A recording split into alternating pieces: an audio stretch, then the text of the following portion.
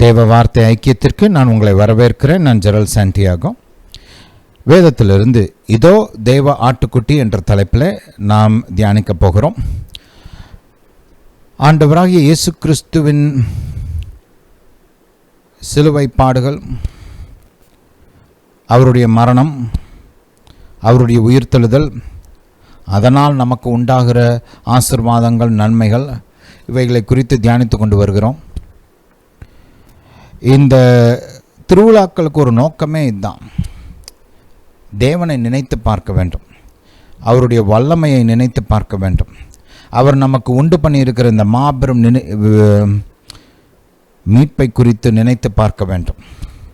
அவருடைய அன்பு, அவருடைய இரக்கம், அவருடைய உண்மை, இவைகளை நினைத்து பார்க்க வேண்டும். இதுக்காகத்தான் கர்த்தர் நமக்கு இந்த திருவிழாக்களே கொடுத்துருக்கிறார். ஆண்டவராகிய இயேசு திருவிருந்தை ஏற்படுத்தும் போது இதை என் நினைவாக செய்யுங்கள் என்று சொன்னார். அந்த திருவிருந்துக்கு நோக்கமே, பிரதானமான நோக்கமே இயேசுவை நினைத்து பார்ப்பது தான். இயேசு நமக்காக என்ன செய்தார், அவருடைய அன்பு எவ்வளோ பெருசு, அவருடைய பலி, அவருடைய பாடுகள், அவருடைய மீட்பு, அவர் உண்டு பண்ண அவருடைய வல்லமை, அவருடைய போதனைகள், இதெல்லாம் நினைத்து பார்க்க வேண்டும். இதை மிஸ் பண்ணிட்டோம்னா அப்புறம் அந்த திருவிழாவுக்கான அந்த மெயின் பர்பஸே, அந்த ஃபெஸ்டிவலுக்கான மெயின் பர்பஸையே நம்ம மிஸ் பண்ணிடுறோம். ஹல்லேலூயா. இந்த நினைத்து பார்ப்பதில் மாபெரும் வல்லமை இருக்கிறது, அநேக பிரயோஜனங்களும் ஆசீர்வாதங்களும் இருக்குது. அதனால்தான் ஆண்டவராக இயேசு கிறிஸ்துவின் இந்த மீட்பின் கிரியைகளை நினைத்து பார்ப்பதற்கு உங்களுக்கு உதவி செய்யும்படியாக இந்த போதனைகளை நம்ம இந்த காலங்களில் போதித்து கொண்டு வருகிறோம். ஹல்லேலூயா. இயேசுவை நினைக்க நினைக்க நினைக்க அவரை குறித்த வெளிச்சம் அதிகமாக அதிகமாக அதிகமாக நம்முடைய வாழ்க்கையில் விசுவாசம் பெருகும், நன்மைகள் பெருகும், ஆசீர்வாதங்கள் பெருகும். Hallelujah. Hallelujah to Jesus. Alright, ஜெபிக்கலாம்.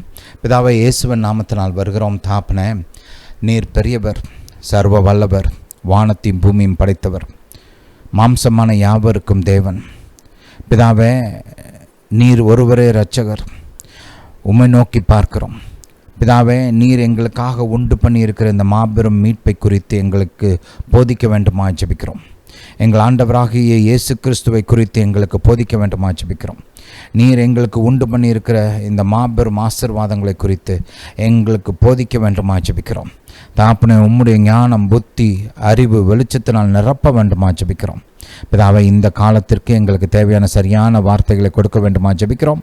எங்கள் வாழ்க்கைக்கு தேவையான பதில்களை வெளிப்படுத்த வேண்டுமா ஜெபிக்கிறோம். பிதாவே, நீர் எங்களோடு கூட பேசுகிறபடியால் ஸ்தோத்திரம். பிதாவே, உம்மை துதிக்கிறோம், உமக்கு நன்றி செலுத்துகிறோம். இயேசுவின் நாமத்தினால் பிதாவே, ஆமென். ஹல்லேலூயா. உங்களுடைய தேவைகளுக்காக நம்ம கடைசியில் மெசேஜ் முடிஞ்சதுக்கப்புறம் ஜெபிப்போம். ஹல்லேலூயா. Hallelujah to Jesus. சரி, இந்த ஊழியத்தை ஆதரிக்க விரும்புகிறவர்கள் உங்களுடைய ஸ்க்ரீனில் இந்த ஊழியத்தோட பேங்க் இன்ஃபர்மேஷன் மற்றும் QR கோடு இருக்கும். அதை பயன்படுத்தி நீங்கள் காணிக்கைகளை அனுப்பலாம். வேதம் நமக்கு இப்படி சொல்கிறது, என் தேவன் தம்முடைய ஐஸ்வர்யத்தின்படி உங்கள் குறைவுகளை எல்லாம் கிறிஸ்து இயேசுவுக்குள் மகிமையிலே நிறைவாக்குவார். ஹல்லேலூயா.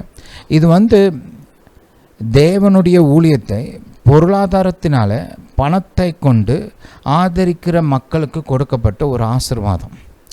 நீங்கள் பிலிப்பியர் 1 அதிகாரம் எடுத்து படித்து பார்த்தீங்கன்னா அவர் இப்படி சொல்லுகிறார். 4ஆம் வசனத்திலிருந்தே வாசிப்போம். நான் பண்ணுகிற ஒவ்வொரு விண்ணப்பத்திலும் உங்கள் அனைவருக்காகவும் எப்போதும் சந்தோஷத்தோடு விண்ணப்பம் பண்ணி உங்களில் நற்கிரியை தொடங்கினவர் அதை இயேசு கிறிஸ்துவின் நாள் பிரிந்த முடிய நடத்துவார் என்று நம்பி நான் உங்களை நினைக்கிற போதெல்லாம் என் தேவனை ஸ்தோத்திரிக்கிறேன். இங்கே என்ன நற்கிரியை அவர் குறிப்பாக பேசுகிறார் அப்படின்னு பார்த்தோம்னா, 3ஆம் வசனத்தில் அந்த நற்கிரியை குறித்து வெளிப்பாடு கொடுக்கப்பட்டிருக்கிறது. சுவிசேஷம் உங்களுக்கு அறிவிக்கப்பட்ட நாள் முதல் இதுவரைக்கும் நீங்கள் அதற்கு, அதாவது சுவிசேஷத்திற்கு உடன்பட்டவர்களானபடியால். இந்த உடன்பட்டவர்களானபடியால்ன்றதெல்லாம் பழைய தமிழ் வார்த்தை. அதுவும் அது இந்த வார்த்தை அந்த ஒரிஜினல் க்ரீக் டெஸ்ட்டோட மீனிங்கை அவ்வளோ நல்லா கொண்டு வரலை. ரைட். ஆக்சுவல் வேர்டு பார்த்திங்கன்னா பார்ட்னர்ஷிப்புன்னு வரணும். நீங்கள் அதற்கு பங்காளர்களானபடியால் அப்படின்றது தான் கரெக்டான translation. Hallelujah. Hallelujah to Jesus. பாருங்கள், இந்த பிலிப்பிய மக்கள் பவுலோடு கூட அவருடைய ஊழியத்தில் பங்காளர்களாக இருந்தார்கள். அதனால் அவங்க என்ன பண்ணாங்கன்னா, பவுலுடைய தேவைகளை சந்திக்கும்படி திரும்ப திரும்ப அவங்க வந்து பவுலுக்கு பணத்தை அனுப்புனாங்க. பவுல் வந்து அவர் போய் சுவிசேஷத்தை பிரசங்கிக்கிறாரு, சபைகளை கட்டுகிறார், ரைட், மக்களை ரட்சிப்புக்குள்ளே நடத்துகிறாரு, ரைட். பெரிய இது வரைக்கும் இயேசு கிறிஸ்து அறிவிக்கப்படாத இடங்களிலே போய் தைரியமாக இயேசுவை பிரசங்கம் பண்ணி, ரைட், சபைகளை உருவாக்கி, ரைட், அந்த பெரிய எழுப்புதலை ஒவ்வொரு தேசத்திலும் பட்டணத்திலும் கொண்டு வருகிறார். அதை அவர் செய்கிறாரு. பின்னாடி இருந்து இந்த பிலிப்பிய மக்கள் வந்து பணத்தை அனுப்பி அவருடைய ஊழியத்தை ஆதரிக்கிறார்கள். இந்த 15ஆம் வசனத்திலிருந்து வாசிப்போம். பிலிப்பியர் 4:15. மேலும் பிலிப்பியரை, சுவிசேஷத்தின் ஆரம்பத்தில் நான் மக்கதோனியாவில் இருந்து புறப்பட்ட போது கொடுக்கல் வாங்கல் காரியத்தில் நீங்கள் மாத்திரம் எனக்கு உடன்பட்டதே அல்லாமல் வேறொரு சபையும் உடன்படவில்லை என்று நீங்கள் அறிந்திருக்கிறீர்கள். மறுபடியும் அந்த உடன்பட்டதே அல்லாமல் இருக்கு இல்லையா, அது வந்து அகெயின் வந்து அந்த வேர்டு வந்து பார்ட்னர்ஷிப், ரைட். அது என்ன வார்த்தை? பார்ட்னர்ஷிப். நம்ம இப்போ பிஸ்னஸ்லாம் பார்ட்னர்ஸ் இருக்கிறோம் இல்லையா, அந்த மாதிரி பார்ட்னர்ஷிப். அவங்க வந்து ஊழியத்தில் அவரோடு கூட பங்காளர்களாக இருந்தாங்க. இப்போ இங்கிலீஷில் எப்படி போட்டிருக்கோம், no church entered into partnership with me, hallelujah, in giving and receiving except you only, hallelujah. நீங்கள் பவுலுடைய எழுத்துக்களில் பார்த்தீங்கன்னா அவரே சொல்கிறார், அவர் கொரிந்திய சபையில் ஊழியம் பார்த்துட்டு இருந்தார். கொரிந்திய மக்களுக்கு, கொரிந்து ஊரில் அவங்கள்ட்ட அவர் வந்து ஆக்சுவலாக காணிக்கையே வாங்கலை கொரிந்து மக்கள்கிட்ட இருந்து. ஏன்னா சுவிசேஷத்துக்கு இடையூறு வந்துடக்கூடாது அப்படின்னு சொல்லிட்டு. அந்த மக்கள் இன்னும் வளரலை, அவங்க வந்து அவங்களுடைய மனப்பக்குவம்லாம் இன்னும் அந்த அளவுக்கு இம்ப்ரூவ் ஆகலை. அவங்களுக்கு பணம் வந்து இடையூறாக இருக்கக்கூடாதுன்னு சொல்லிட்டு அவர் வந்து அங்கே பணமே வாங்கலை. ஆனால் அந்த நேரத்தில் அங்கே அவர் ஊழியம் பார்த்துட்டு இருக்கும்போது பிலிப்பிய மக்கள் தான் அவருக்கு பணம் அனுப்புகிறாங்க. பணம் அனுப்பி அவர் ஆதரிக்கிறாங்க.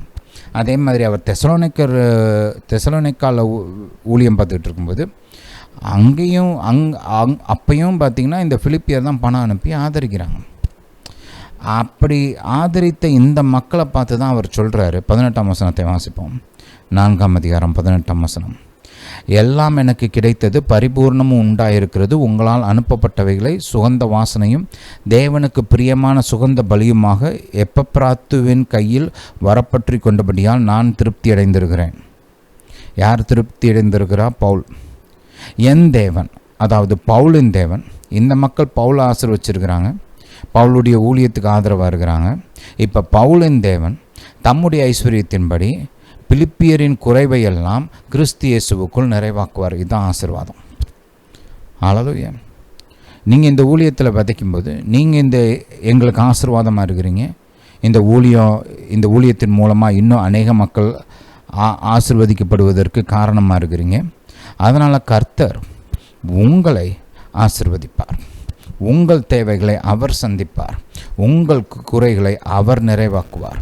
நீங்கள் உங்களுடைய திராணிக்கு ஏற்ற மாதிரி கொடுக்குறீங்க, கர்த்தர் அவருடைய திராணிக்கு ஏற்ற விதத்தில் உங்களை ஆசீர்வதிப்பார். ஹல்லேலூயா, ஹல்லேலூயா டு ஜீசஸ். நீங்கள் உங்களுடைய எபிலிட்டிக்கு தகுந்த மாதிரி கொடுக்குறீங்க, அவர் வந்து தன்னுடைய மகிமையின் ஐஸ்வர்யத்தின்படி உங்கள் குறைகளை நிறைவாக்குவார். ஹல்லேலூயா, ஹல்லேலூயா டு ஜீசஸ். உங்களுக்கு ஜெபிக்க விரும்புகிறேன். பிதாவை, இயேசுவின் நாமத்தினால் வருகிறோம் தாப்பனே. காணிக்கை கொடுத்த ஒவ்வொருவரையும் நீர் ஆசீர்வதிக்க வேண்டுமா ஜெபிக்கிறேன். அவருடைய கையின் கிரியைகளை ஆசீர்வதிங்க. அவங்க வாழ்க்கையில் தயவு பெருகட்டும், கிருபை பெருகட்டும், நன்மைகள் பெருகட்டும். தாப்பனே, ஒரு மாபெரும் அறுவடையை நீர் கட்டளையிட வேண்டுமா ஜெபிக்கிறேன். பணத்தின் காரியங்களை பெருக்கம் உண்டாகட்டும், தேவைகள் சந்திக்கப்படட்டும். தாப்பனே, நிரம்பி வழிகிற அனுபவம் உண்டாகட்டும், போதுமானதற்கும் அதிகம் உண்டாகட்டும். அவர்கள் சாப்பிட்டு திருப்தி அடைந்து மிச்சம் எடுக்கட்டும். பிதாவை, நீங்கள் இந்த விதமாக ஆசீர்வதிக்கிறபடியால் ஸ்தோத்திரம். பிதாவை, எங்கள் ஜெபத்தை கேட்டு பதில் கொடுத்தபடியால் ஸ்தோத்திரம். இயேசுவின் நாமத்தினால் பிதாவே, ஆமென். ஹல்லேலூயா, ஹல்லேலூயா டு ஜீசஸ். சரி, வாசிப்போம். யோவான் எழுதின சுவிசேஷம் முதல் அதிகாரம். யோவான் எழுதின சுவிசேஷம் முதல் அதிகாரம். ஹல்லேலூயா டு ஜீசஸ். 29ஆம் வசனத்திலிருந்து வாசிப்போம். மறுநாளில் யோவான் இயேசுவை தன்னிடத்தில் வரக்கண்டு, இதோ உலகத்தின் பாவத்தை சுமந்து தீர்க்கிற தேவ ஆட்டுக்குட்டி. இயேசுவுக்கு ஒரு அழகான பேர் சொல்கிறாரு பாருங்களேன், தேவ ஆட்டுக்குட்டி, த லேம்ப் ஆஃப் காட். ஹல்லேலூயா. அதுவும் எப்படிப்பட்ட லேம்ப் ஆஃப் காட்? உலகத்தின் பாவத்தை சுமந்து தீர்க்கிற தேவ ஆட்டுக்குட்டி. அல்லேலூயா. இது ரொம்ப முக்கியமான ஒரு வெளிச்சம், இயேசுவை குறித்த ஒரு முக்கியமான வெளிச்சம். இதை நாம் அறிந்து கொள்ள வேண்டும். இயேசு இந்த பூமிக்கு வந்ததுக்கு நோக்கம் இருக்கிறது. மனுக்குலத்துக்கு மீட்பை உண்டு பண்ணுவதற்கென்றே அவர் இந்த பூமிக்கு வந்தார். அந்த இயேசு இந்த பூமிக்கு முதல் முறை வரும்போது, அவருடைய முதலாம் வருகையில் அவர் தேவ ஆட்டுக்குட்டியாக இரட்சகராக வருகிறார். இரண்டாம் வருகையில் ராஜாதி ராஜாவாக, ரைட், நீதியுள்ள நியாயாதிபதியாக வருகிறார். அது வேறு. ரைட். இந்த ரெண்டுக்கும் வித்தியாசம் இருக்குது. இந்த முதல் வருகையில் அவர் இரட்சகராக உலகத்தின் பாவத்தை சுமந்து தீர்க்கிற தேவ ஆட்டுக்குட்டியாக வந்தார். அல்லேலூயா. அல்லேலூயா டு ஜீசஸ். இந்த சிலுவை என்பது, அங்கே சிலுவையில் இயேசுடைய பலி பார்த்திங்கன்னா, இது துன்மார்க்கர்களின் வெற்றி கிடையாது. இயேசு நல்லவர், நன்மைகளை போதித்தவர், நல்ல ஞானமாக பல காரியங்களை சொன்னார், நல்லதை போதிச்சார். பொல்லாத பயல்களெல்லாம் சேர்ந்து அவரை சிலுவையில் அரைஞ்சிட்டாங்க. அப்படி கிடையாது. இந்த சிலுவை மரணம் தேவன் போட்ட திட்டமாக இருக்கிறது. யார் போட்ட திட்டம்? வானத்தையும் பூமியும் படைத்த பரலோக தேவன் போட்ட திட்டம். ரைட். மனுக்குலத்திற்கு மீட்பு உண்டாகும்படி பரலோக பிதா இயேசுவை கொண்டு நிறைவேற்றும்படியாக ஒரு மனுக்குலத்திற்கு மீட்பின் திட்டத்தை உண்டு பண்ணினார். அந்த மீட்பின் திட்டத்தில் ஒரு பிரதானமான பகுதி அந்த இயேசுவின் பாடுகள், அந்த சிலுவை மரணம். அல்லேலூயா. அல்லேலூயா டு ஜீசஸ்.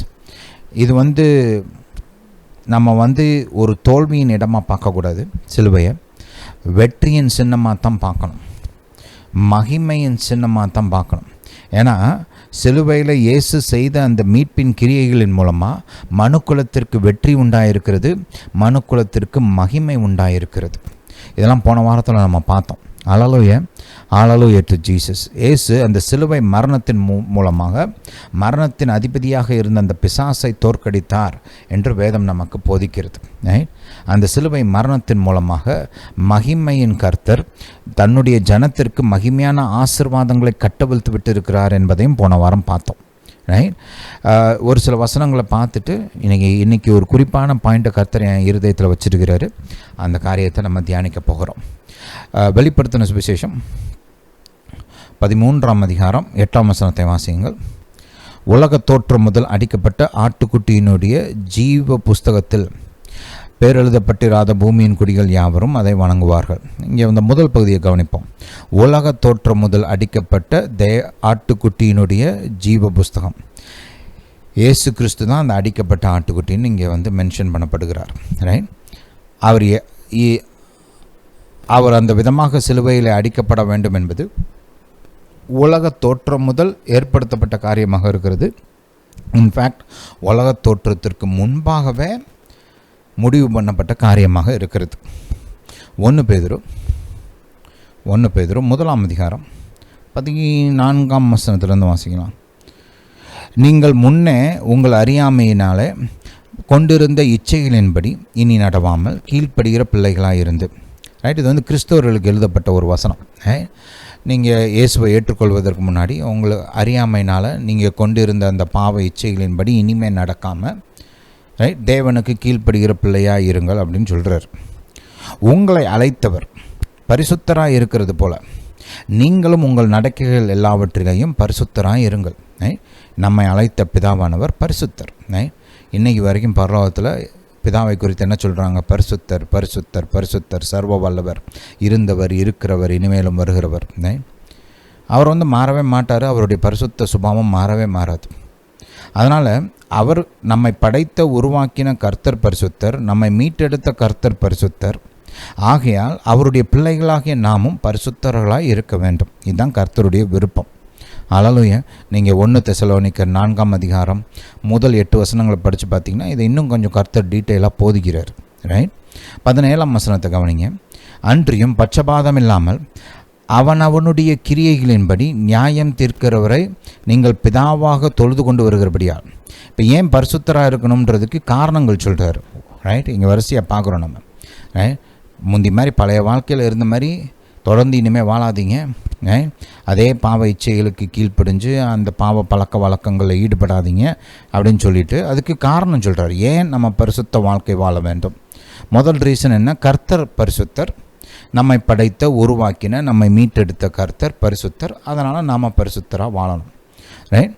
அடுத்து என்ன சொல்கிறாரு? அன்றியும் பட்சபாதம் இல்லாமல் அவனவனுடைய கிரியைகளின்படி நியாயம் தீர்க்கிற நம் பிதா, ரைட், நியாயம் தீர்க்கிற பிதாவை நாம் தொழுது கொண்டு இருக்கிறோம். நம்முடைய பிதா நம்முடைய பரம தகப்பனாக இருந்தாலும் அவர் நீதியுள்ள நியாயாதிபதியும் கூட. ரைட். அவர் பட்சபாதம் இல்லாமல் நியாயம் தீர்க்கிறவர், அதனால் கவனமாக வாழுங்க அப்படின்னு சொல்கிறார். ஹல்லேலூயா. நீங்கள் கிரியின்படி நியாயம் தீர்க்கிறவரை நீங்கள் பிதாவாக தொழுது கொண்டு வருகிறபடியால் இங்கே பரதேசிகளாய், அதாவது இந்த பூமியில் பரதேசினா ஒன்றும் சொத்துக்கள் இல்லாதவன் அர்த்தம் கிடையாது, ஃபாரினர், ஸ்ட்ரேஞ்சர். ரைட். இங்கே பரதேசிகளாக வெளிநாட்டவர்களைப் போல. நம்முடைய தேசம் பரலோகம், இந்த பூமியில் நம்ம பரதேசிகளாக, அதாவது வெளிநாட்டுக்காரர்களைப் போல ஸ்ட்ரேஞ்சர்ஸாக வாழ்கிறோம். ரைட். சஞ்சரிக்கும் மூலமும் பயத்துடனே நடந்து கொள்ளணும்னா இது கர்த்தருக்கு பயப்படுகிற பயத்தை குறித்து வேதம் போதிக்கிறது. ஹல்லேலூயா. 18ஆம் வசனத்தை கவனிங்க. உங்கள் முன்னோர்களால் பாரம்பரியமாய் நீங்கள் அனுசரித்து வந்த வீணான நடத்தையினின்று அழிவுள்ள வஸ்துக்கள் ஆகிய வெள்ளியினாலும் பொன்னினாலும் மீட்கப்படாமல். இப்போ அடுத்த காரணம் சொல்கிறாரு. நம்முடைய மீட்புக்கு கர்த்தர் பயன்படுத்தின அந்த காரியம், பயன்படுத்தின அந்த பொருள், எதை கொண்டு கர்த்தர் நம்மை மீட்டெடுக்கிறார் அப்படின்றத நினைவுபடுத்துகிறார். கர்த்தருக்கு நம்மளை பணத்தை கொடுத்து மீட்டெடுக்கலை, வெள்ளியை கொண்டோ இல்லை பொண்ணை கொண்டோ நம்மளை மீட்டெடுக்கலை. அவர் ஒரு மாபெரும் காரியத்தை பயன்படுத்துகிறார்.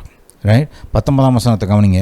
குற்றமில்லாத மாசற்ற ஆட்டுக்குட்டியாகிய இயேசு கிறிஸ்துவின் விலையேறப்பெற்ற இரத்தத்தினால் மீட்கப்பட்டீர்கள் என்று அறிந்திருக்கிறீர்களே.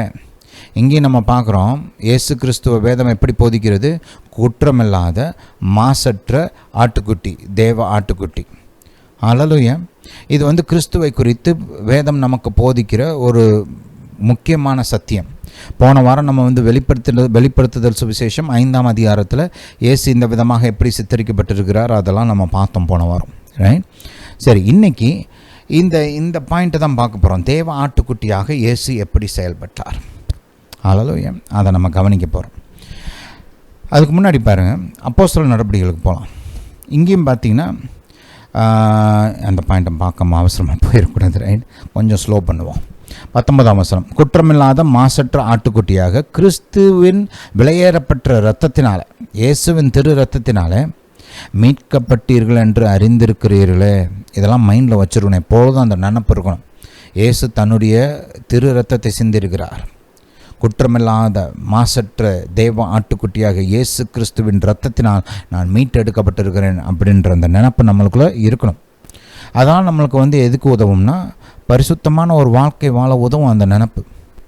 அதாவது இந்த நினப்பை ஆழமாக பதிச்சிட்டிங்கன்னா ஒரு பரிசுத்த வாழ்க்கை உண்டாகும். 20ஆம் வசனத்தை கவனிங்க. அவர் உலக தோற்றத்திற்கு முன்னே, எப்போ? மறுபடியும் அதே பாயிண்ட் வருது பார்த்தீங்களா? உலக தோற்றத்திற்கு முன்னே குறிக்கப்பட்டவராயிருந்து தமது மூலமாய் தேவன் மேல் விசுவாசமாய் இருக்கிற உங்களுக்காக இந்த கடைசி காலங்களில் வெளிப்பட்டார். ஹல்லேலூயா. Hallelujah to Jesus. அந்த பாயிண்ட்டை கவனிங்க, மனசில் நல்லா பதிச்சுக்கோங்க. உலக தோற்றத்திற்கு முன்பாகவே கர்த்தர் இயேசு தேவ ஆட்டுக்குட்டியாக சிலுவையில் மரிக்க வேண்டும் என்பதை நிர்ணயம் பண்ணியிருக்கிறார். ஹல்லேலூயா. Hallelujah to Jesus. இப்போ அப்போஸ்தலர் நடபடிகள் 4ஆம் அதிகாரம். இங்கே பார்த்தீங்கன்னா ஒரு ஜெபம் ஏறெடுக்கப்படுகிறது. ரைட். இங்கே இஸ்ரவேலின் மூப்பர்கள் இவங்களாம் அப்போஸ்தலர்களாகிய யோவானையும் பேதுருவையும் கூப்பிட்டு மிரட்டுறாங்க. ரைட். இனிமேல் இயேசுவின் நாமத்தில் நீ பிரசங்கம் பண்ணக்கூடாது, அவருடைய உயிர்த்தெழுதலை குறித்து பிரசங்கம் பண்ணக்கூடாது. ரைட். இயேசுவை குறித்து இனிமேல் பேசவே கூடாதுன்றாங்க, மிரட்டி அனுப்புகிறாங்க.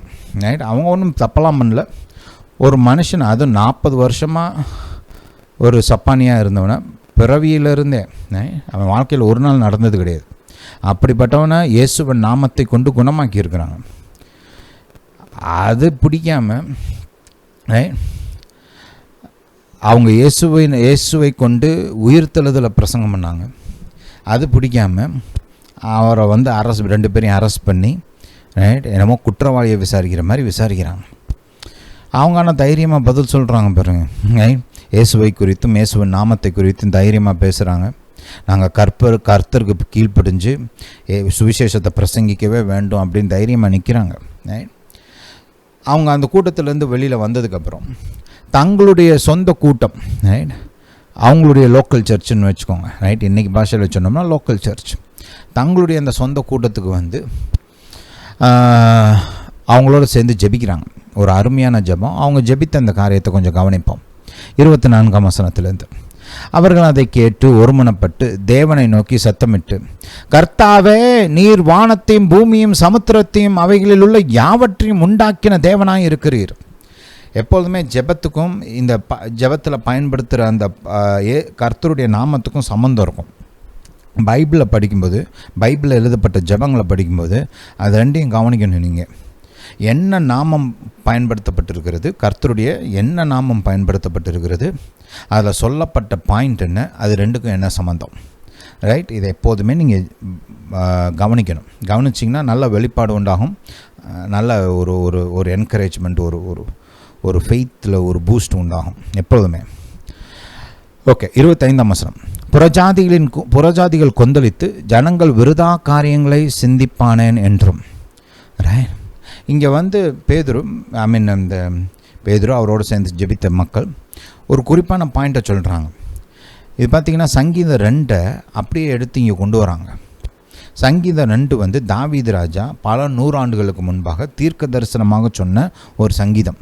இயேசுடைய பாடுகள் மரணத்தை குறித்து அவர் பேசின சங்கீதம். ஹல்லேலூயா.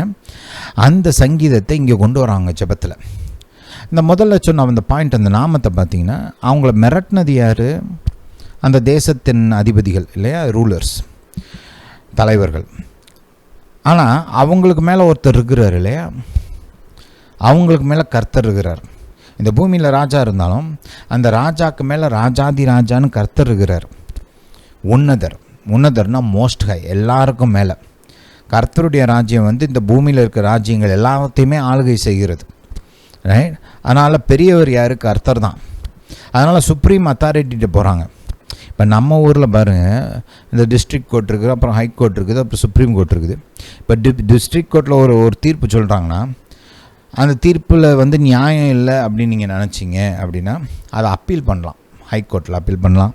இல்லை ஹை கோர்ட்டில் சொல்கிறதும் நியாயம் இல்லைன்னு நினச்சிங்கன்னா சுப்ரீம் கோர்ட்டில் அப்பீல் பண்ணலாம், ரைட். அந்த மாதிரி இருக்கு இல்லையா. இவங்களுக்கு இங்கே இஸ்ரவேல் தேசத்து ராஜாக்கள் சொன்னது பிடிக்கல, ரைட். அவங்க தப்பாக தான் சொல்கிறாங்க இல்லையா. இயேசு நாமத்தில் பிரசங்கிக்கூடாது அப்படின்னு சொன்னால் அது நியாயமா? ஏசப்பா கட்டளை கொடுத்துருக்கிறார், உலகம் எங்கும் போய் சுவிசேஷத்தை சொல்லுங்கள் அப்படின்னு. இவங்க வந்து சொல்லக்கூடாதுன்றாங்க, ரைட். அதனால் இவங்க என்ன பண்ணுறாங்க? மேலிடத்தில் முறையீடு பண்ணுறாங்க, ரைட். இவங்களை காட்டிலும் பெரிய ஆள் யார்? கர்த்தர். அவர்கிட்ட போய் பேசுகிறாங்க. பேசி அவருடைய வார்த்தையவே அவர்கிட்ட எடுத்து காமிக்கிறாங்க. எடுத்தோன்னே சொல்கிறாங்க பாருங்களேன், நீர் வானத்தையும் பூமியும் சமுத்திரத்தையும் அவைகள் உள்ள யாவற்றையும் உண்டாக்கின தேவன். இவன் வெறும் தலைவன் தான். ஆனால் நீங்கள் வந்து வானத்தையும் பூமியும் படைத்தவர், அதில் இருக்கிற யாவற்றையும் படைத்தவர் அப்படின்னு என்ன அர்த்தம், ரைட். அதில் இருக்கிற மக்கள், அதில் இருக்கிற இஸ்ரவேல் தேசம், அந்த இஸ்ரவேல் தேசத்தின் தலைவர்கள், எல்லாத்தையும் படைத்தவர் நீர் அப்படின்னு அவரை உயர்த்தி பேசிட்டு அதுக்கப்புறம் தான் ஜபத்துக்குள்ளே போகிறாங்க. அடுத்து தேவ வார்த்தையை கொண்டு வராங்க, அந்த சங்கீதம் 2 கொண்டு வராங்க. புறஜாதிகள் கொந்தளித்து ஜனங்கள் விருதா காரியங்களை சிந்திப்பானேன் என்றும், கர்த்தருக்கு விரோதமாகவும் அவருடைய கிறிஸ்துவுக்கு விரோதமாகவும் பூமியின் ராஜாக்கள் எழும்பி நின்று அதிகாரிகள் ஏகமாய் கூட்டம் கூடினார்கள் என்று தேவரீர் உம்முடைய தாசனாகிய தாவீதின் வாக்கினால் உரைத்தீரே. இதெல்லாம் கர்த்தர் ஆல்ரெடி சொல்லிட்டார். இதெல்லாம் கர்த்தருக்கு சர்ப்ரைஸ் கிடையாது. இது ஒன்றும் ஏதோ இந்த யூத தலைவர்களாம் அப்படி அப்படி அப்படி தந்திரமாக திட்டம் போட்டு சாதித்த ஒரு பெரிய ஒரு விக்ட்ரிலாம் கிடையாது அவங்களுக்கு. கர்த்தர் திட்டம் போட்டு வச்சுருந்தார். அந்த திட்டத்தை இவங்களை கொண்டு அவர் நிறைவேற்றினார். ஹல்லேலூயா. 27ஆம் வசனத்தை பாருங்கள். அந்தபடி உம்முடைய கரமும், சொல்லுங்கள், உம்முடைய கரமும் உம்முடைய ஆலோசனையும் குறித்தவைகள் யாவையும் செய்யும்படி, ரைட். யாருடைய கரம்? பரலோக தேவனுடைய கரம். யாருடைய ஆலோசனை? வானத்தையும் பூமியும் படைத்த கர்த்தருடைய ஆலோசனை. யார் முன் குறித்தது? சர்வ வல்லவராகிய தேவன். அவர் நிர்ணயம் பண்ணதை, அவர் ஆலோசனை பண்ணி வச்சதை, அவர் போட்ட திட்டத்தை தான் இவங்க நிறைவேற்றியிருக்கிறாங்க. ரைட்? ஏரோதும் போந்தியு பிலாத்தும் புறஜாதிகளோடும் இஸ்ரவேல் ஜனங்களோடும் கூட நீர் அபிஷேகம் பண்ணின உம்முடைய பரிசுத்த பிள்ளையாகிய இயேசுவுக்கு விரோதமாக மெய்யாகவே கூட்டம் கூடினார்கள். ரைட்? ஹல்லேலூயா. இந்த முன்குறித்தவைகள் அப்படின்னு போட்டிருக்கல 27ஆம் வசனத்தில். முன்குறித்தவைகள்னால் எப்போ? ரைட்? உலக தோற்றத்துக்கு முன்பாக முன்குறித்திருந்தார். அதை பல 100 ஆண்டுகளுக்கு முன்பாக தாவீது ராஜா மூலமாக பேசுகிறார். ஹல்லேலூயா.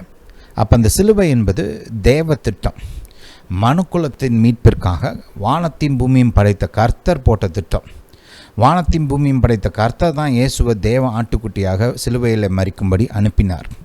அதைத்தான் யோவான் 3:16 நமக்கு சொல்லுது இல்லையா? இவ்வளவாக உலகத்தின் மீது அன்பு கொண்டு கர்த்தர் தன்னுடைய ஒரே குமாரனாகிய ரைட் இயேசு கிறிஸ்துவை இந்த பூமிக்கு அனுப்பினார். ரைட்? மரிப்பதற்கென்றே, சிலுவையில் மரிப்பதற்கென்றே அனுப்பினார். மரித்து அவருடைய இரத்தத்தின் மூலமாக, அவருடைய மரணத்தின் மூலமாக, அவருடைய உயிர்த்தெழுதலின் மூலமாக மனுக்குலத்துக்கு மீட்பு உண்டு பண்ணணும்னே அனுப்பினார். ஹல்லேலூயா. Hallelujah to Jesus. சரி, அந்த பாயிண்ட்ஸை மைண்டில் வச்சுக்கோங்க. இப்போ அந்த குறிப்பான அந்த ஒரு பாயிண்ட்டை இன்றைக்கி பார்க்க போகிறோம். பாருங்கள், இன்றைக்கி அநேகருக்கு ஒரு கேள்வி இருக்குது. என்னென்னா, அது எப்படி ஒரு மனுஷன் எல்லாருடைய பாவத்தையும் சுமக்க முடியும்? அது என்ன பாயிண்ட்? அது எப்படி? அது என்ன ஒரு விசித்திரமாக இருக்குது, கேட்குறதுக்கு புதுசாக இருக்குது. அதெல்லாம் சாத்தியமா? இதெல்லாம் உண்மையா? அப்படின்ற ஒரு கேள்விலாம் ஒரு சிலருக்கு வருது. ரைட்? அது எப்படி ஒருத்தர் எல்லாருடைய பாவத்தையும் சுமக்க முடியும்? அது எப்படி அவர் ஒருத்தரோட மரணம் எல்லாருடைய பாவத்துக்கும் மன்னிப்பு கொண்டு வர முடியும்?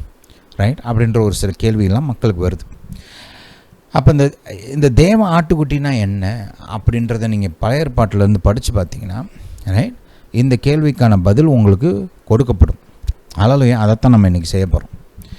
இப்போ பார்த்தீங்கன்னா, யாத்ராகமத்தில் ஒரு படம் கொடுக்கப்படுது. 12ஆம் அதிகாரம், யாத்ராகமம் 12ஆம் அதிகாரத்தில் இங்கே இஸ்ரவேல் மக்களுக்கு மீட்பு உண்டு பண்ணுறாரு கர்த்தர். ரைட்? மரணம் அந்த தேசத்தை முழுசாக தொடப்போகுது. அந்த ஒவ்வொரு எகிப்தியன் குடும்பத்திலும் அந்த மூத்த பிள்ளைகள் மறிக்க போகிறாங்க. ரைட்? அந்த குடும்பத்தில் யாரெல்லாம் மூத்த பிள்ளைகளோ அவங்க எல்லாருமே மறிக்க போகிறாங்க. மிருகங்கள் இருக்கிற அந்த மூத்த கண்ணுக்குட்டிகள் இருக்குது இல்லையா? ரைட்? மூத்த மிருகங்கள், ஃபஸ்ட் பார்ன், அந்த ஃபஸ்ட் பார்ன் ஆஃப் அனிமல்ஸ் கூட, மிருகங்களோட அந்த மூத்த பிள்ளைகள் கூட மறிக்க போகுது. ஹல்லேலூயா. Hallelujah to Jesus. அப்போ கர்த்தர் இஸ்ரவேல் ஜனத்தை மீட்க விரும்பினார். அப்படி மீட்க விரும்பின போது அவர் என்ன செஞ்சார்? என்ன சொன்னார்? எதை பயன்படுத்தினார்? அதை கொஞ்சம் பார்ப்போம். ஹல்லேலூயா.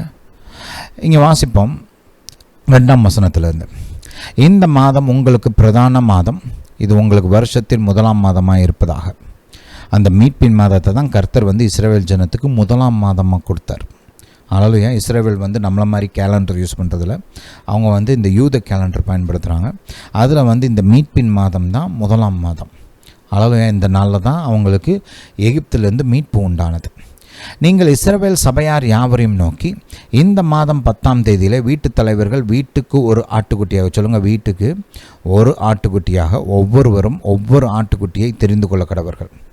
ஒரு வீட்டில் இருக்கிறவர்கள் ஒரு ஆட்டுக்குட்டியை புசிக்கிறதற்கு போதுமான பேர்களாக இராமல் போனார், அவனும் அவன் சமீபத்தில் இருக்கிற அயல் வீட்டுக்காரனும் தங்களிடத்தில் உள்ள ஆத்துமாக்களின் லக்கத்திற்கு தக்கதாக ஒரு ஆட்டுக்குட்டியை தெரிந்து கொள்ள வேண்டும்.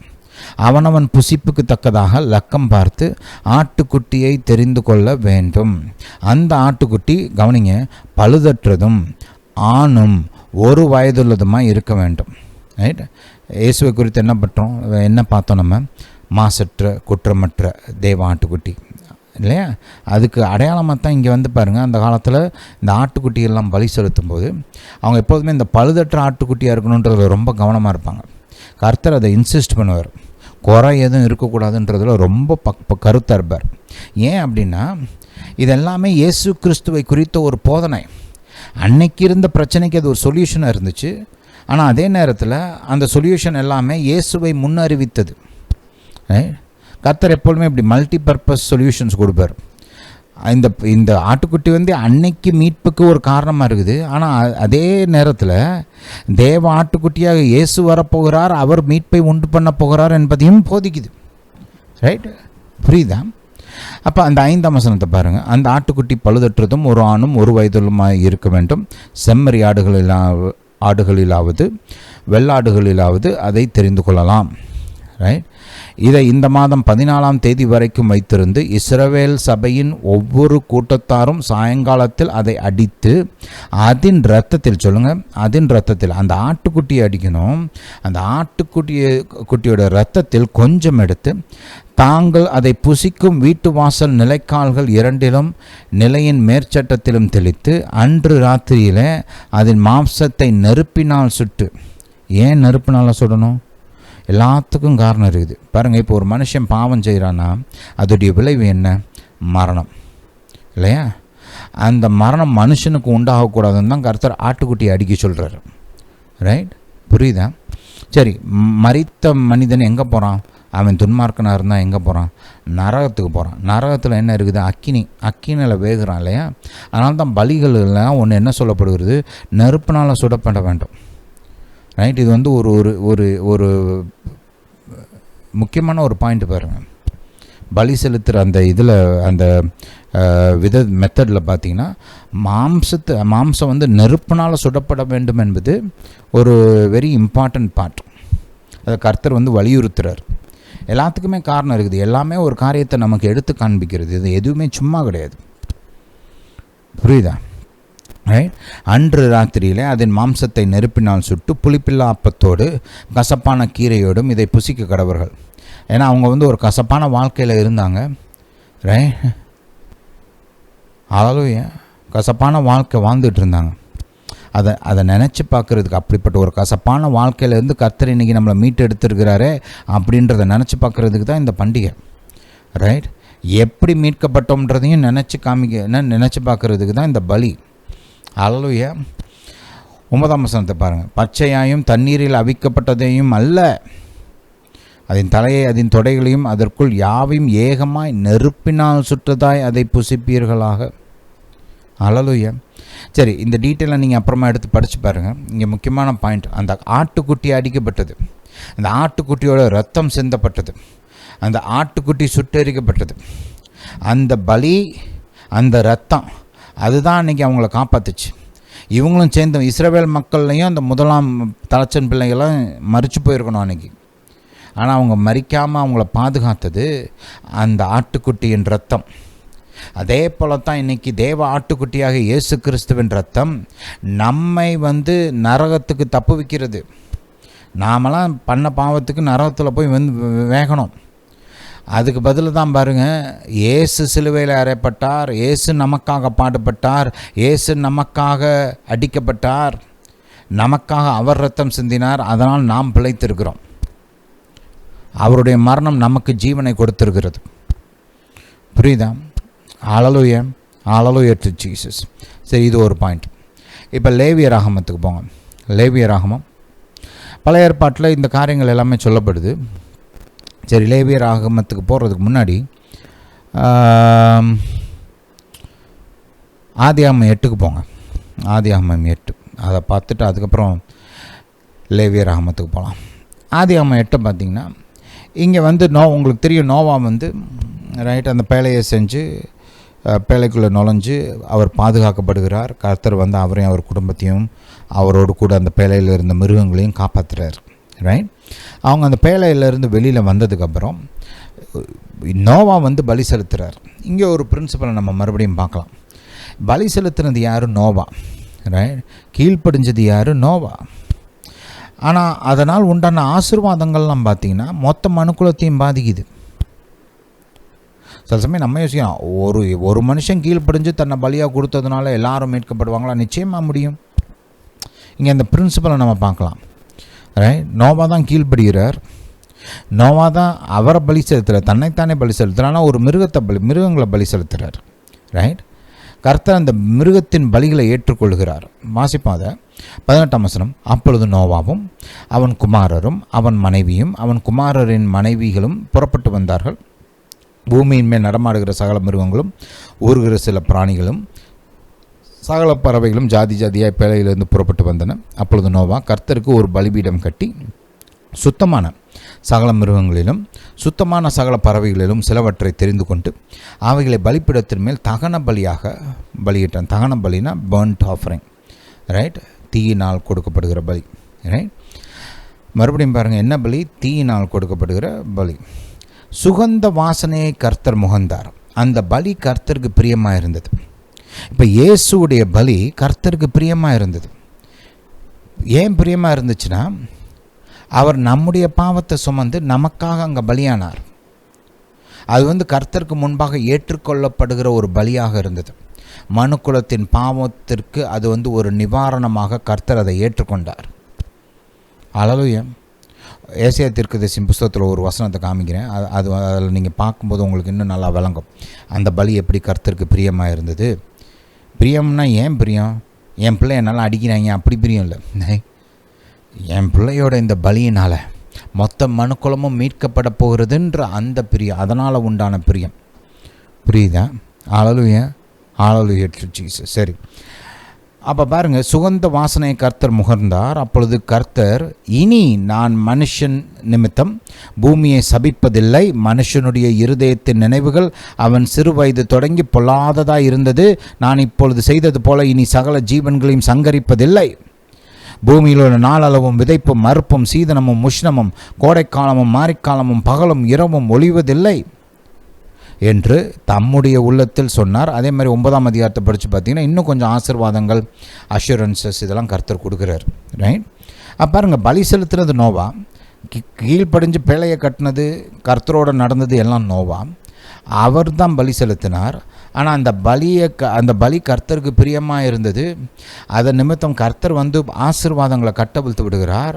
அந்த ஆசீர்வாதங்கள் மொத்த மனுக்குலத்தையும் பாதிக்கிற ஆசீர்வாதங்களாக இருந்தது.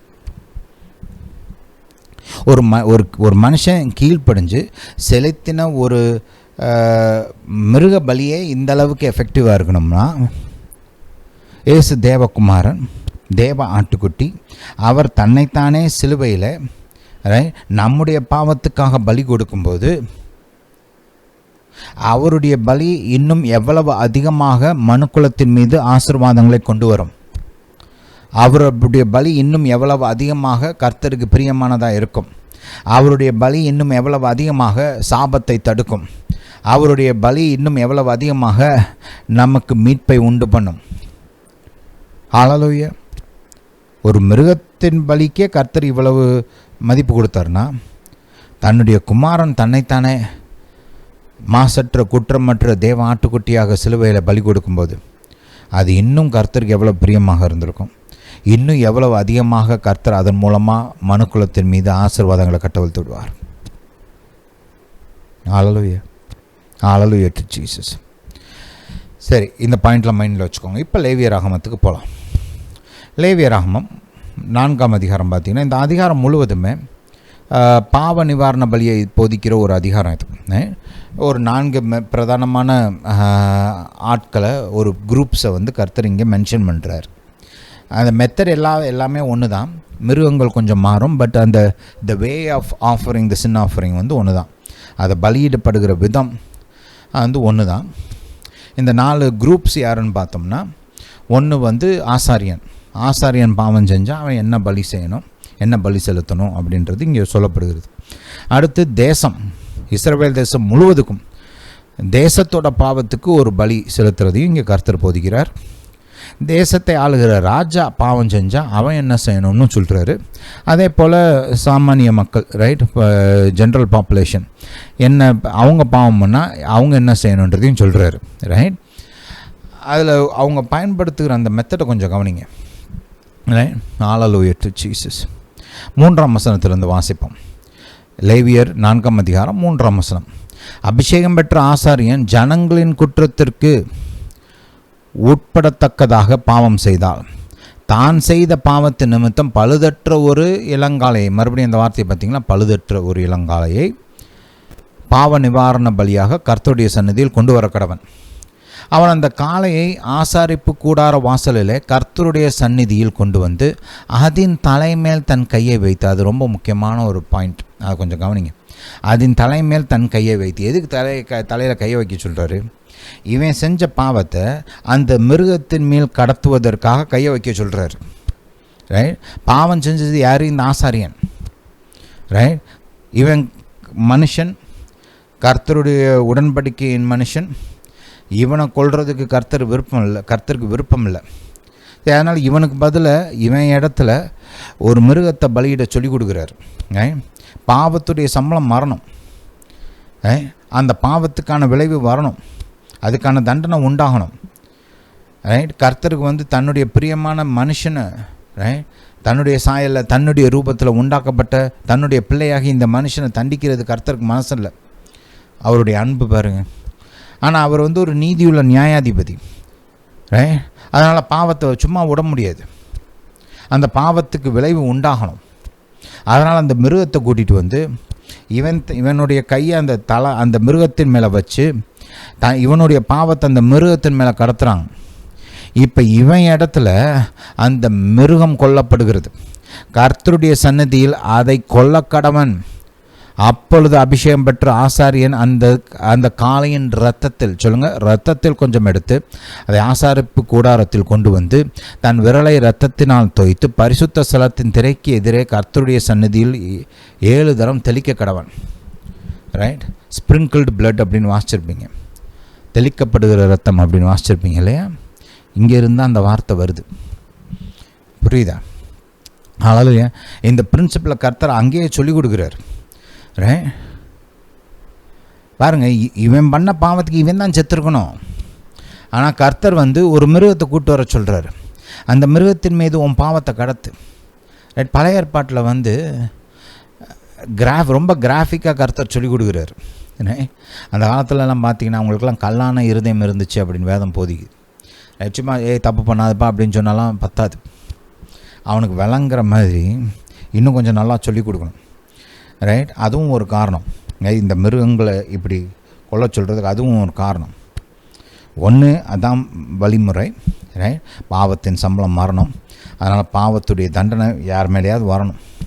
ஒன்று பாவம் செஞ்சவன் மேலே வரணும், இல்லைன்னா அவன் சார்பில் இன்னொருத்தவங்க மறிக்கணும். ரைட்? அதுக்கு தான் அந்த மிருகத்தை கொண்டு வராங்க. அந்த மிருகத்தின் மீது பாவத்தை கடத்திட்டு மிருகத்தை கொல்றாங்க. அந்த மிருகத்தை கொல்லும்போது இவனுக்கு ஒன்று விளங்குது. என்ன விளங்குது? பலி கொடுக்குறான்ல, இவனுக்கு விளங்குது, நான் செத்துருக்கணும், எனக்கு பதில் இந்த மாடு செத்துருக்குது, என்னுடைய ரத்தம் சிந்தப்பட்டிருக்கணும், எனக்கு பதில் அந்த மாடுடைய ரத்தம் சிந்தப்பட்டிருக்குது. ரைட்?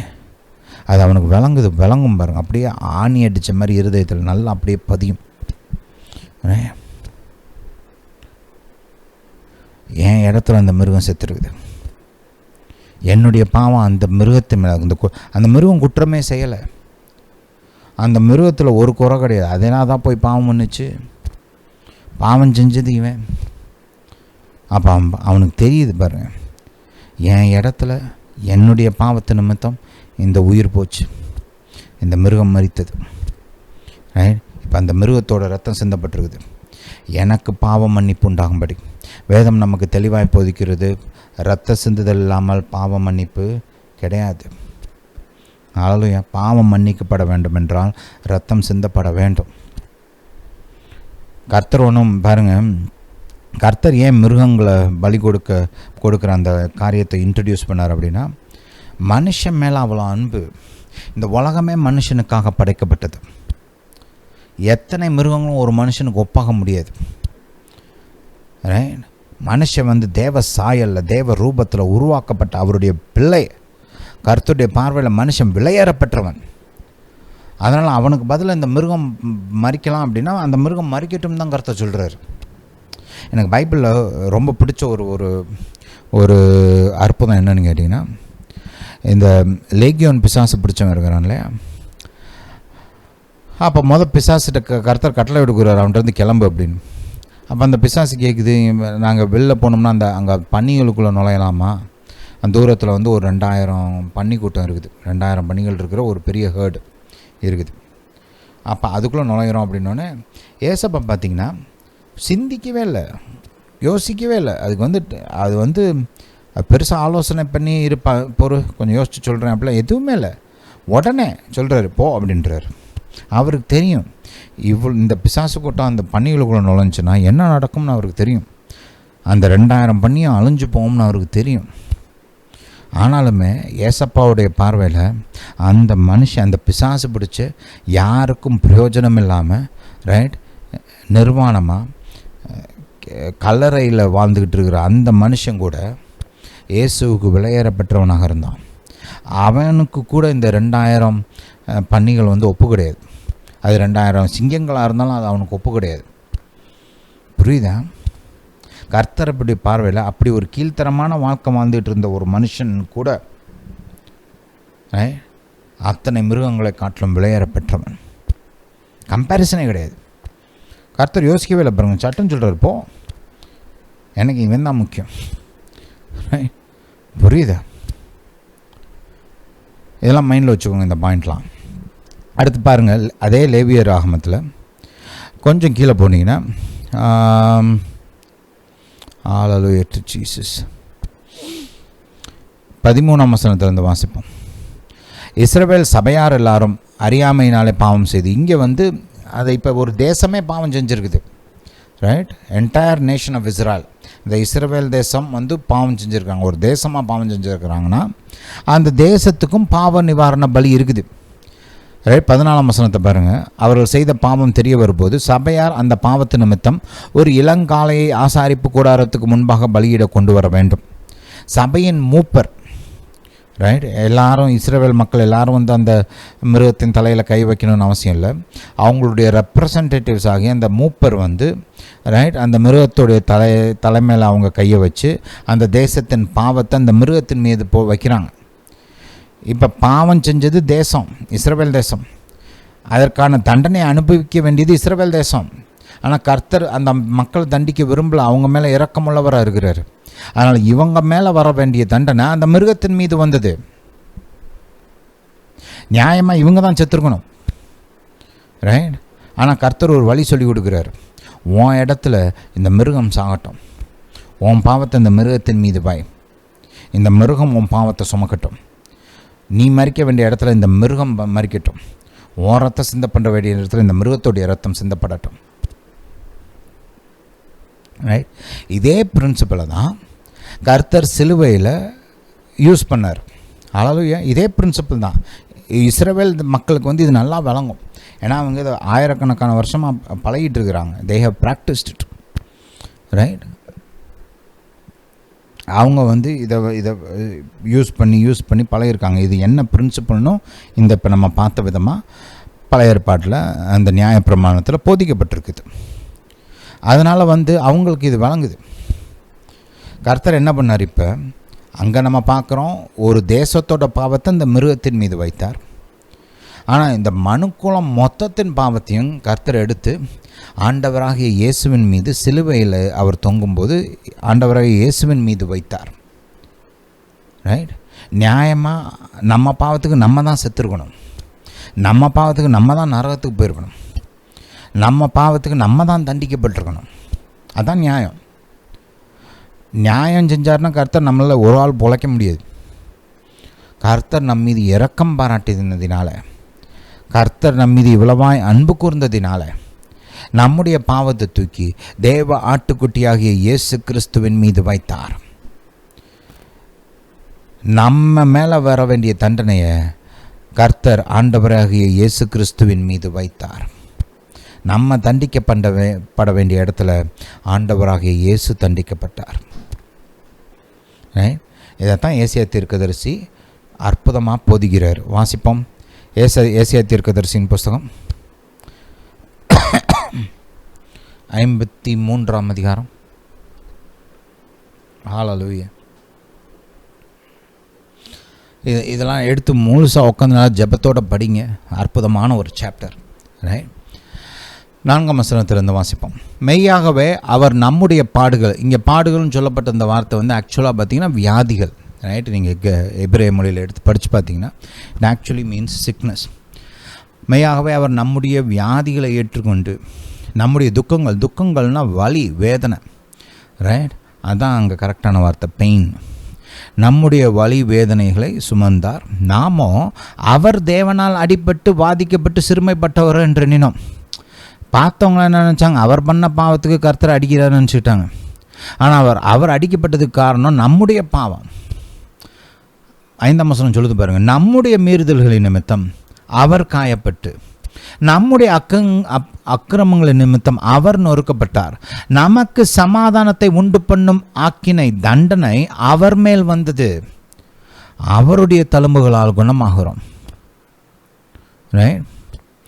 8ஆம் வசனத்தை பாருங்கள், கடைசி பகுதியை பாருங்கள். இல்லை, முழு வசனத்தையுமே வாசிப்போம். இடுக்கடிலும் நியாய தீர்ப்புமில் இருந்தும் அவர் எடுக்கப்பட்டார். அவருடைய வம்சத்தை யாரால் சொல்லி முடியும்? ரைட்? ஜீவனுள்ளவருடைய தேசத்திலிருந்து அறுப்புண்டு போனார். இயேசு 33 வயசில் இளைஞனாக, right, in the prime of his life அவர் மரித்தார். பாருங்கள், எல்லாத்தையுமே கர்த்தக்கார ஒரு சிறுபிள்ளை அவர் மறிக்கல, வயசாகி வாழ்ந்து முடித்தவர் மறிக்கல, ஒரு இளவயது வாலிபனாக இயேசு மரித்தார். ஹல்லேலூயா. ஏன்? என் ஜனத்தின் மீறுதலின் நிமித்தம், அவருடைய மீறுதலின் நிமித்தம் இல்லை, நம்முடைய மீறுதலின் நிமித்தம் அவர் வாதிக்கப்பட்டார். ஹல்லேலூயா. Hallelujah to Jesus. 10ஆவது வசனத்தை பாருங்க. கர்த்தரோ அவரை நொறுக்க சித்தமாகி அவரை பாடுகளுக்கு உட்படுத்தினார். ஏன் கர்த்தர் இயேசுவை நொறுக்க சித்தமானார்? நம்மெல்லாம் மீட்கப்பட வேண்டும் என்று, நம்முடைய பாவங்கள் மன்னிக்கப்பட வேண்டும், நமக்கு நித்திய ஜீவன் உண்டாக வேண்டும், நம்ம ஆசீர்வதிக்கப்படணும்னு கர்த்தர் விரும்பினார். அதனால் இயேசு தேவ ஆட்டுக்குட்டியாக, அடிக்கப்பட்ட தேவ ஆட்டுக்குட்டியாக இருக்க வேண்டும் என்று கர்த்தர் திட்டம் போட்டார். அந்த திட்டத்திற்கு ஆண்டவராகிய இயேசு கிறிஸ்து முழு ஒத்துழைப்பு கொடுக்கிறார். அவரே விரும்பி தன்னைத்தானே பலியாக கொடுக்கிறார். ஹல்லேலூயா. அவருடைய ஆத்மா தன்னை குற்ற நிவாரண பலியாக ஒப்பு கொடுக்கும்போது அவர் தமது சந்ததியை கண்டு நீடித்த நாளாயிருப்பார். கர்த்தருக்கு சித்தமானது அவர் கையினால் வாய்க்கும். ஹல்லேலூயா. Hallelujah to Jesus. அப்போ இதெல்லாம் நமக்கு என்ன காமிக்குது? நம்ம சாக வேண்டிய இடம், நம்ம செத்துருக்கணும், நம்ம தண்டிக்கப்பட்டிருக்கணும், நாம் ரத்தம் சிந்திருக்கணும். ஆனால் நம்முடைய இடத்துல ஆண்டவராகிய இயேசு தேவ ஆட்டுக்குட்டியாக பலியானார், தேவ ஆட்டுக்குட்டியாக தண்டிக்கப்பட்டார், தேவ ஆட்டுக்குட்டியாக வாதிக்கப்பட்டார். நம்ம தான் சபிக்கப்பட்டிருக்கணும். நம்முடைய சாபம் அவர் மீது சுமத்தப்பட்டது, நம்முடைய வியாதிகள் அவர் மீது வைக்கப்பட்டது, நம்முடைய தரித்திரம் அவர் மீது வைக்கப்பட்டது. ஹல்லேலூயா. நியாயமாக நம்ம பாவத்துக்கு நம்ம தான் அதெல்லாம் அனுபவிக்கணும், நம்ம தான் நரகத்துக்கு போகணும், நம்ம தான் மறிச்சிருக்கணும். ஆனால் கர்த்தர் அதையெல்லாம் இயேசுவின் மீது சுமத்தினார். ஹல்லேலூயா. Hallelujah to Jesus. அதனால தான் வேதம் ஆண்டவராக இயேசுவை தேவ ஆட்டுக்குட்டி என்று அழைக்கிறது. ஹல்லேலூயா. Hallelujah to Jesus. சரி, உங்களுக்காக நான் ஜெபிக்க விரும்புகிறேன். பிதாவே, இயேசுவின் நாமத்தினால் வருகிறோம். தாப்ன தேவ ஆட்டுக்குட்டியாக எங்கள் ஆண்டவராகிய இயேசு கிறிஸ்துவை இந்த பூமிக்கு அனுப்பினீரே, உமக்கு ஸ்தோத்திரம். எங்கள் பாவங்களை அவர் மீது சுமத்தினீரே, ஸ்தோத்திரம். எங்களுக்காக எங்கள் ஆண்டவராக இயேசு அடிக்கப்பட்டாரே, நொறுக்கப்பட்டாரே, ஸ்தோத்திரம். எங்களுடைய வியாதி வலி வேதனைகளை அவர் சுமந்தாரே, ஸ்தோத்திரம். எங்கள் தரித்திரத்தை அவர் சுமந்தாரே, ஸ்தோத்திரம். எங்களுடைய சாபங்களை அவர் சுமந்தாரே, ஸ்தோத்திரம். பிதாவே, எங்களுக்காக இரத்தத்தை சிந்தினாரே, ஸ்தோத்திரம். எங்களுக்கு பாவ மன்னிப்பையும் நித்திய ஜீவனையும் ஆசீர்வாதங்களையும் நீர் கொடுத்திருக்கிறீரே, ஸ்தோத்திரம். பிதாவே, உம்மை துதிக்கிறோம், உமக்கு நன்றி செலுத்துகிறோம். இப்பொழுதும் கூட தாப்பன ஆண்டவராக இயேசு கிறிஸ்துவின் குறித்த மாபெரும் வெளிப்பாடை எங்களுக்கு கொடுங்க. இந்த காலங்களில் அவரை குறித்து தியானிக்க எங்களுக்கு உதவி செய்யுங்க. பிதாவே, உம்முடைய உதவிக்காய் நன்றி. இப்பொழுதும் தாப்பனே, என்னுடைய சத்தத்தை கேட்டுக்கொண்டிருக்கிற ஒவ்வொருவருக்காகவும் வருகிறேன். தாப்பனே, உம்முடைய பலத்த கரத்தை நீட்டி யாருக்கெல்லாம் தெய்வீக சுகம் தேவையோ அவர்கள் அனைவரையும் குணமாக்க வேண்டுமா ஜெபிக்கிறேன். உம்முடைய குணமாக்கும் வல்லமை அவர்கள் மீது பாயட்டும்.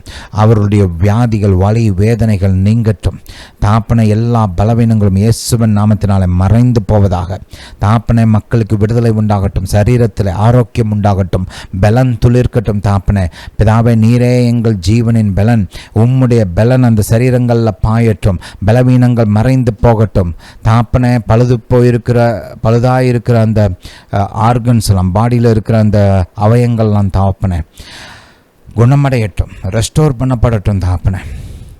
பிளட் ப்ரெஷர்லாம் இயேசுவின் நாமத்தினால் நார்மல் ஆவதாக. டயபெட்டிஸ், சுகர் இயேசுவின் நாமத்தினால் சுகர் லெவல்ஸ் நார்மல் ஆவதாக.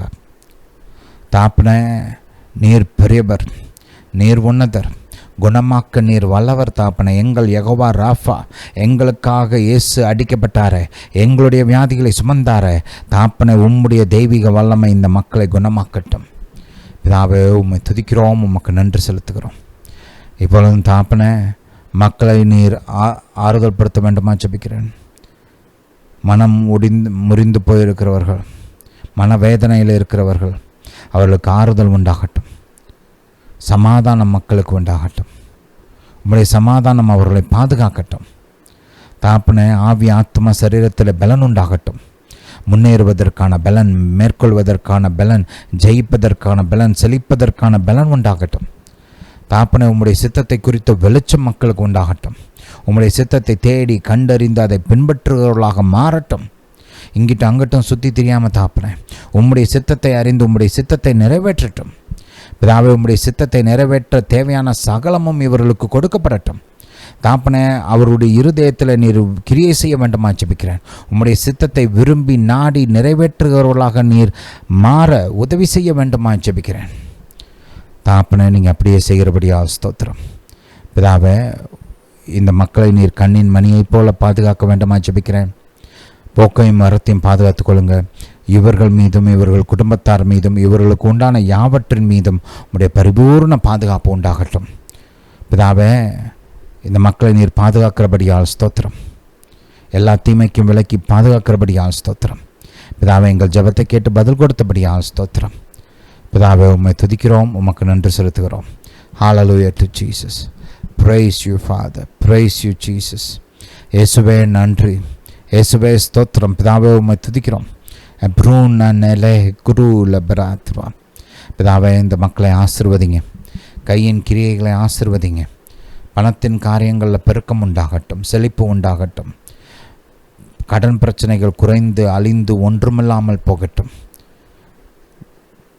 கடன் பிரச்சனைகள் முற்றுமாய் மறைந்து போகட்டும். பணத்தின் காரியங்களில் விடுதலை உண்டாகட்டும். உம்மை சேவிக்க, உம்முடைய சித்தங்களை நிறைவேற்ற விடுதலை உண்டாகட்டும் பிதாவே. பணத்தின் காரியத்தில் பெரிய அற்புதங்களை இந்த மக்களுக்கு செய்ய வேண்டுமா ஜெபிக்கிறேன். பணத்தின் காரியத்தில் பெரிய பிரேக் த்ரூஸ் உண்டாகட்டும் பிதாவை. நீங்கள் அப்படியே செய்கிறபடியாக ஸ்தோத்திரம் பிதாவை. எங்கள் ஜெபத்தை கேட்டு பதில் கொடுத்தபடியாக ஸ்தோத்திரம் இயேசுவின் நாமத்தினால் பிதாவே, ஆமென். ஹல்லேலூயா, ஹல்லேலூயா டு ஜீசஸ். கர்த்தர் உங்களுக்கு மாபெரும் காரியங்களை செஞ்சுருக்கிறாரு. கர்த்தர் உங்களுக்கு செய்த காரியங்களை எங்களுக்கு தெரியப்படுத்துங்க. இந்த கமெண்ட் செக்ஷன்ஸில் பதிவு பண்ணுங்கள். நாங்களும் கேட்டு சந்தோஷப்படுவோம், கர்த்தரை துதிப்போம். உங்களுடைய சாட்சிகள் மற்றவர்களை ஊக்குவிக்கும். ஹல்லேலூயா, ஹல்லேலூயா. அவங்களுக்கு ஒரு நம்பிக்கை கொடுக்கும் பாருங்கள். நானும் விசுவாசித்து கர்த்தர்கிட்டருந்து ஆசீர்வாதத்தை பெற்றுக்கொள்ள போகிறேன், விடுதலை பெற்றுக்கொள்ள போகிறேன் அப்படின்னு சொல்லி அவங்களுக்குள்ள ஒரு நம்பிக்கை உண்டாகும். ஹல்லேலூயா, ஹல்லேலூயா டு ஜீசஸ். சரி, இந்த மெசேஜ், இந்த வீடியோ, இந்த லிங்க்கை வந்து உங்கள் குடும்பத்தார், உற்றார், உறவினர் எல்லாருக்கும் அனுப்பி வைங்க. உங்களுக்கு தெரிந்த விசுவாசிகள், உங்களுக்கு தெரிந்த ஊழியக்காரவங்களுக்கெல்லாம் அனுப்பிச்சி வைங்க. அவங்களும் கேட்டு ஆசீர்வதிக்கப்படட்டும். கர்த்தர் உங்களை ஆசீர்வதிப்பார். ஹல்லேலூயா, ஹல்லேலூயா டு ஜீசஸ். அதே மாதிரி பாருங்கள், இந்த டிஸ்கிரிப்ஷனில் நம்ம ஊழியத்தோட யூத் மினிஸ்ட்ரிக்கு வாட்ஸ்அப் சேனல் ஒன்று ஃபார்ம் பண்ணியிருக்கிறோம். அதே மாதிரி ஒரு ப்ரேயர் குரூப் ஒன்று ஃபார்ம் பண்ணியிருக்கிறோம். அந்த ப்ரேயர் குரூப்போட அந்த வாட்ஸ்அப் சேனல் அந்த லிங்க்கும் டிஸ்கிரிப்ஷனில் இருக்கும். ஜாயின் பண்ணுங்கள், உங்களுக்கு ரொம்ப ஆசீர்வாதமாக இருக்கும். ரைட், இளைஞர்கள்லாம் அந்த யூத் மினிஸ்ட்ரி இதில் ஜாயின் பண்ணுங்கள். உங்களுக்கு தெரிந்த மற்ற இளைஞர்களுக்கு அனுப்பிச்சி வைங்க. ரைட், அவங்க உண்மையிலேயே ஆசீர்வதிக்கப்படுவார்கள். ஹல்லேலூயா. அவங்க வாழ்க்கை மேன்மையடையும், பலப்படுவார்கள், கர்த்தருடைய பாதையில் வழி நடத்தப்படுவார்கள். அதனால் இளைஞர்களாக இருக்கிற நீங்கள் ஜாயின் பண்ணுங்கள். அதே மாதிரி பெரியவங்களாக இருந்தாலும் சரி, உங்களுக்கு தெரிந்த இளைஞர்களுக்கெல்லாம் அனுப்பிச்சி வைங்க. உங்கள் குடும்பத்தில் இருக்கிறவங்களுக்கு அனுப்பிச்சி வைங்க. ரைட், அவங்களுடைய ஆசீர்வாதத்துக்கு உதவி செய்யுங்க. ஹல்லேலூயா. அதே மாதிரி இந்த ப்ரேயர் குரூப்பில் எல்லாருமே ஜாயின் பண்ணுங்கள். நீங்கள் இளைஞர்களாக இருக்கலாம், முதியவங்களாக இருக்கலாம், யாராக இருந்தாலும் நான் ப்ரேயர் குரூப்பில் ஜாயின் பண்ணுங்கள். அதோடய லிங்க் டிஸ்கிரிப்ஷனில் இருக்கும். ஹல்லேலூயா. ரொம்ப ஆசீர்வாதமாக இருக்கும். உங்களுடைய ஜெப வாழ்க்கை கட்டப்படும். ரைட், நீங்கள் ஆசீர்வதிக்கப்பட்டதும் இல்லாமல் நீங்கள் மற்றவங்களுக்கு ஆசீர்வாதத்தை கொண்டு வருகிற தேவனுடைய கருவிகளாக பாத்திரங்களாக மாறுவீர்கள். ஹல்லேலூயா, ஹல்லேலூயா டு ஜீசஸ். சரி, இந்த போதனையை கேட்டபடியால் நன்றி. கர்த்தர் உங்களை ஆசீர்வதிப்பாராக. நம்முடைய இயேசு ராஜா சீக்கிரம் வருகிறார்.